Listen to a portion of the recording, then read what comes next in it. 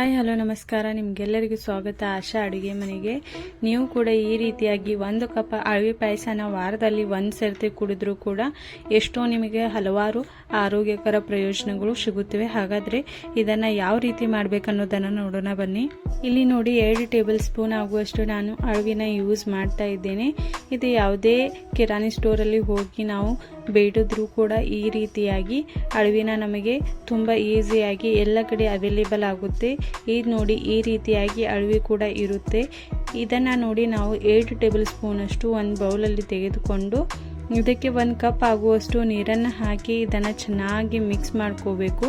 Mix ಮಾಡಿ ಇದನ್ನು ಇಲ್ಲ ಅಂದ್ರೂ 1 ಅಥವಾ 2 ಗಂಟೆವರೆಗೂ ಚೆನ್ನಾಗಿ ಇದನ್ನು ನೆನೆ ಇಡಬೇಕು.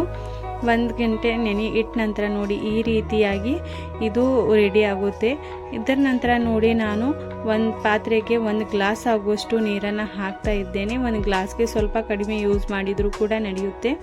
ಈ ರೀತಿಯಾಗಿ ಇದು ಚೆನ್ನಾಗಿ ಬಾಯ್ಲ್ ಬರಬೇಕು.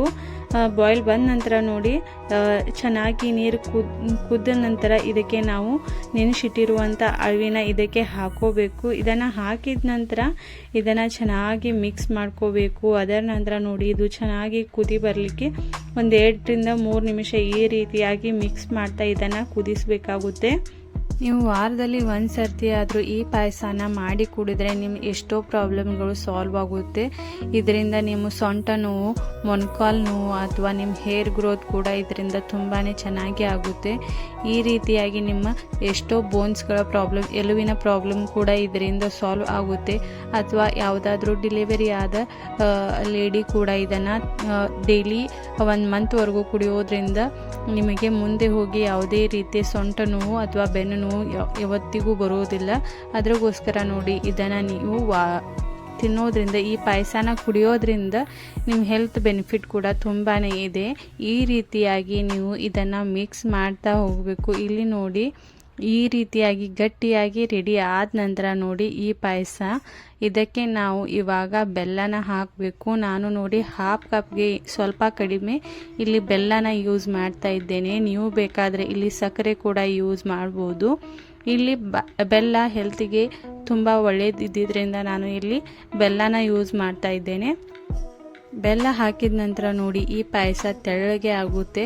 ಇದನ್ನು ತೆಳ್ಳಗೆ ಆದ ನಂತರ ನೋಡಿ ಮತ್ತೆ 2 ರಿಂದ 3 ನಿಮಿಷವರೆಗೂ ಸ್ವಲ್ಪ ಗಟ್ಟಿ ಆಗುವವರೆಗೂ ಇದನ್ನು ಮತ್ತೆ ನಾವು ಕುದಿಸಬೇಕಾಗುತ್ತೆ.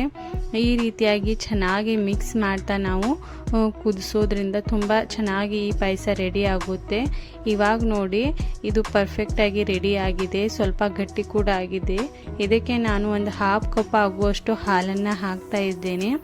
ಹಾಲು ಹಾಕುವಾಗ ಗ್ಯಾಸ್ನ ಲೋ ಫ್ಲೇಮಲ್ಲಿಟ್ಟು ಹಾಲು ಹಾಕಿ ಮತ್ತು 1 ಸರ್ತಿ ಚೆನ್ನಾಗಿ ಮಿಕ್ಸ್ ಮಾಡ್ಕೊಳ್ಳಿ. ಹಾಲನ್ನ ಹಾಕಿದ ನಂತರ ತುಂಬ ಹೊತ್ತು ಇದನ್ನು ಕುದಿಲಿಕ್ಕೆ ಬಿಡಬೇಡಿ. ಈ ರೀತಿಯಾಗಿ ಹಾಲು ಹಾಕೋದ್ರಿಂದ, ಬೆಲ್ಲದಲ್ಲಿ ಹಾಲು ಹಾಕೋದ್ರಿಂದ ಸ್ವಲ್ಪ ಹಾಲು ಕೂಡ ಒಡೆಯುತ್ತೆ. ಅದಕ್ಕೋಸ್ಕರ ನೋಡಿ ತುಂಬ ಹೊತ್ತು ಇದನ್ನು ಕುದಿಸಬಾರ್ದು. 1 ನಿಮಿಷದೊಳಗೇ ಇದನ್ನು ಗ್ಯಾಸ್ನ ಆಫ್ ಮಾಡಬೇಕು.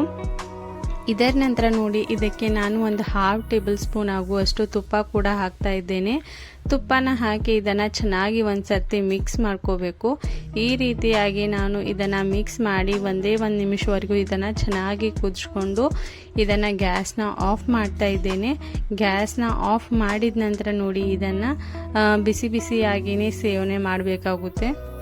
ಇದನ್ನು ನೋಡಿ ನೀವು ಡೈಲಿ ಬೆಳಿಗ್ಗೆ ಎದ್ದ ಕೂಡಲೇ ಯಾವುದೇ ರೀತಿಯಾದ ಆಹಾರ ಸೇವನೆ ಮಾಡೋಕ್ಕಿಂತ ಮುಂಚೆನೇ ಈ ಪಾಯಸನ 1 ಕಪ್ ಆಗುವಷ್ಟು ವೀಕ್ದಲ್ಲಿ 1 ಸರ್ತಿ ಆದರೂ ಈ ಪಾಯಸನ ಕುಡಿಯೋದ್ರಿಂದ ಹೆಲ್ತ್ ಬೆನಿಫಿಟ್ ಕೂಡ ತುಂಬಾ ಇದೆ.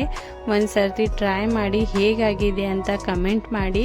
ಇದೇ ರೀತಿಯಾದ ಹೊಸ ವಿಡಿಯೋಗಳನ್ನು ನೋಡಬೇಕಂತ ಇದ್ದರೆ ನನ್ನ ಚಾನಲ್ನ ಸಬ್ಸ್ಕ್ರೈಬ್ ಮಾಡೋದನ್ನು ಮರಿಬೇಡಿ. ಬೆಲ್ ಐಕಾನ್ನ ಒತ್ತಿ. ಇದರಿಂದ ಹೊಸ ವಿಡಿಯೋಸ್ಗಳ ನೋಟಿಫಿಕೇಷನ್ ಎಲ್ಲಕ್ಕಿಂತ ಮುಂಚೆ ನೀವು ನೋಡ್ತೀರಾ. Thanks for watching this video.